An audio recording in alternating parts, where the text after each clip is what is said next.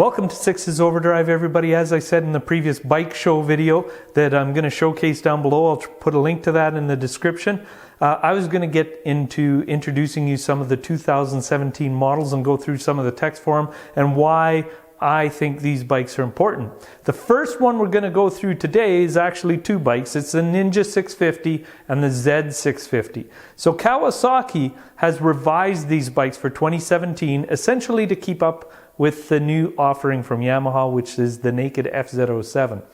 Now, the reason I feel that this is such an important category here is because not only can these bikes be a beginner bike, although I do know they're not the ideal beginner bike, guys, and there'll be comments below like crazy saying, this isn't a beginner bike, you need a 125cc, blah, blah, blah, blah, blah. Truth is, in Canada, those are all great, those little bikes, but what happens is you get riding for a month or two and you start to level up a little bit and you need to go out on the freeway somewhere. You just can't do it with those little bikes. They just don't keep up on our straight freeways. The 650, however, is gentle enough at the start and has a real easy let go of the clutch. They're still easy to touch down on the ground. Not only can they be a beginner bike, but you can actually go out and rip these things. A good intermediate rider will still have plenty of thrills on these bikes. These things go 100 miles an hour. Before, Kawasaki already had a great platform with the E6 NR, E6RN, I can't remember what it is, and the Ninja 650. They were great bikes. I told a buddy that was learning how to drive a bike to get that, and he loved that bike. It was a great bike. But recently, like I said before, Yamaha has upped their game a little bit with that FZ07, which is a truly knockout bike as well. A little more aggressive than the Ninja last time, but now Kawasaki is trying to get in the mix with that bike. So let's go through some of these changes that Kawasaki has made. First of all, they didn't really add any horsepower to this great little twin engine. They did remap it, however, to give it more torque between 3,000 and 6,000 RPM, just where you need it for ripping around in town and getting power without over-revving the engine. Now, between the two bikes, there's going to be a little bit of a difference for the appearance of the engine. The Naked bike is not going to have all the fairings around it. You're going to have different stampings and casings on the side of the engine that are going to be a little bit more bling-worthy than what the Ninja 650 is going to have. So while not much has changed at the dyno, you're still looking at about 65 horsepower. That's pretty good for a bike this size. So if they didn't take the engine and give it some crazy horsepower, how is this going to compete with the FZ07, you're probably wondering, right? Well, they took that little Z650 or the E6NR, whatever they called that thing, they put it on a diet. It lost 36 pounds. 36 pounds with the new trellis frame and everything on it. So now that bike is literally about 10 pounds heavier than a FZ07, but it's got a great engine. Everybody knows how great the engine already was in that bike. It had been going for years and years and years, and everybody just loves that little engine. With that weight savings, however, that's going to put it right up into the range. I don't really see that there's going to be much difference between these bikes. And don't forget, these bikes are already powerful enough to do clutch up wheelies and just go all day with the front end in the air. So these are not slow bikes to start with, all right? Like I said, 100 miles an hour you can get out of these bikes, no problem.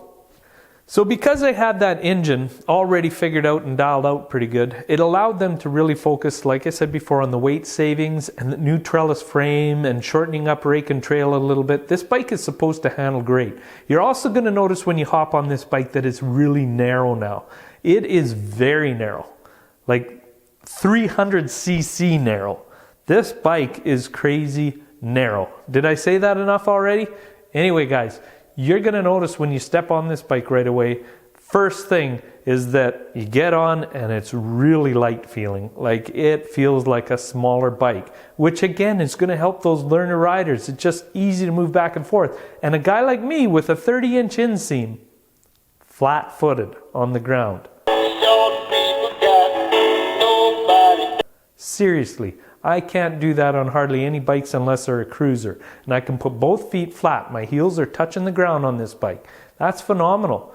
It's supposed to be a full inch shorter in the seat height than the FZ07. So the other cool thing about this bike is they're kind of taking some styling cues from the H2R, which had that nice green trellis frame. If you get the white version, you get that little trellis frame looking in there. It's very sharp looking. They did some things, usually with a bike in this category, they usually run those tube rails on the back for the swing arm. Now they've got nice little cutouts and designs. It's getting to be a lot more of a good looking bike. The white I really found sharp, but don't get me wrong, that black and silver one's a good looking bike as well. So while it's no exotic beast like a $20,000 Ducati, for your money you're getting a lot of bling in this bike. It is actually a very nice bike. Not only that, but when you get to the fuel gauges on these bikes, a lot of times they really cheap out too. And Kawasaki has done a good job on the gauges here. I like that it has a gear indicator. It's got the fuel mileage, tachometer, everything you're going to need in a bike this size to get it going. It's very nice. It's very upscale.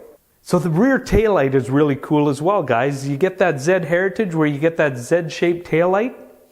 Very cool on the back end there. No customization needed for that. That stands for Zippe. You know what I'm saying? So guys, you're probably asking, where did they save money? Because this bike is $7,000 US. It's a very inexpensive bike. It's got ABS. It's got a bunch of other features. Actually, I should say ABS is optional. So where would they save money? Well, it's on the same place they do with the FZ07 and the Gladius and all the other bikes in this class. It's on the components. The suspensions are still non-adjustable. The back's got a little preload on it, but there's very little adjustment in the suspension. Brakes, same thing. But let's face it, guys, 99%, let's say 95% of you are never going to explore this bike's full potential, and you shouldn't be exploring its full potential on public roads. The only way you're going to run out of room on this bike is on a track. All right?